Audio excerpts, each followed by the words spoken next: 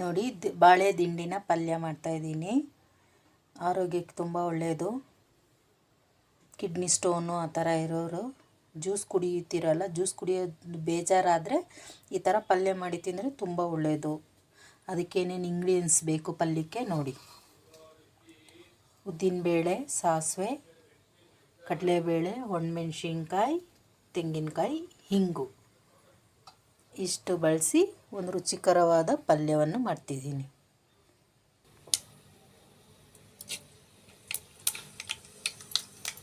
ಸಾಸಿವೆ,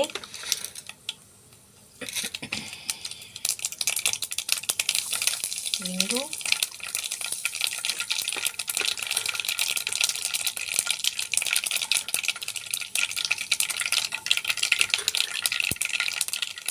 ಮೆಣಸಿನ್ಕಾಯಿ, ಕಡಲೆಬೇಳೆ, ಉದ್ದಿನಬೇಳೆ,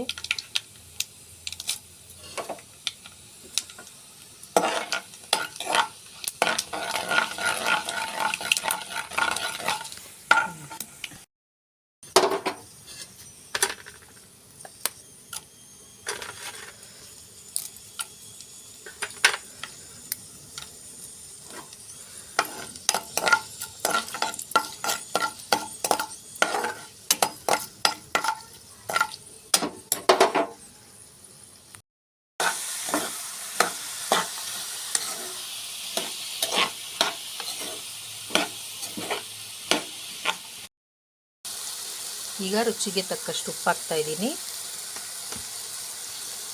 ಮಕ್ಕಳು ಟೊಮೆಟೊ, ಈರುಳ್ಳಿ, ಬೆಳ್ಳುಳ್ಳಿ, ಕರ್ಬೇವಿನ ಸೊಪ್ಪು ಅದೆಲ್ಲ ತಿನ್ನಲ್ಲ, ಎಲ್ಲ ಆರಿಸಿಡ್ತಾರೆ ಎಲ್ಲ ಮನೇಲೂ ಮಕ್ಕಳು.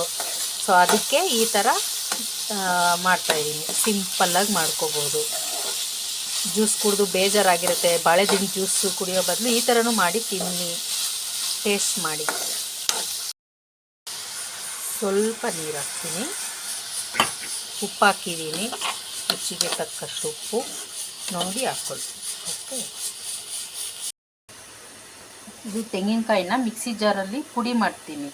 ಅದು ಖಾರ ನಿಮಗೆ ಬೇಕು ಅಂದರೆ ಒಣಮೆಣ್ಸಿನ್ಕಾಯಿ ಆ್ಯಡ್ ಮಾಡ್ಕೋಬೋದು. ಒಗ್ಗರಣೆಯಲ್ಲೂ ಹಾಕಿದ್ದೀನಿ, ನೋಡಿದ್ದೀರಲ್ಲ, ಒಣಮೆಣ್ಸಿನ್ಕಾಯಿ ಹಾಕಿ ಒಗ್ಗರಣೆ ಮಾಡಿದ್ದೀನಿ. ಪ್ಲಸ್ ಇದರಲ್ಲೂ ಒಂದೆರಡು ಒಣಮೆಣ್ಸಿನ್ಕಾಯಿ ಮತ್ತು ತೆಂಗಿನಕಾಯಿ ಹಾಕಿ ಪುಡಿ ಮಾಡಿಕೊಂಡು ಅದಕ್ಕೆ ಹಾಕ್ತೀನಿ.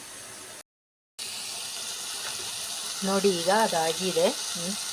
ಈಗ ತೆಂಗಿನಕಾಯಿ ಮಿಕ್ಸಿಲಿ ಹೊಡೆದಿದ್ದೀನಿ, ಹಾಕ್ತಾಯಿದ್ದೀನಿ.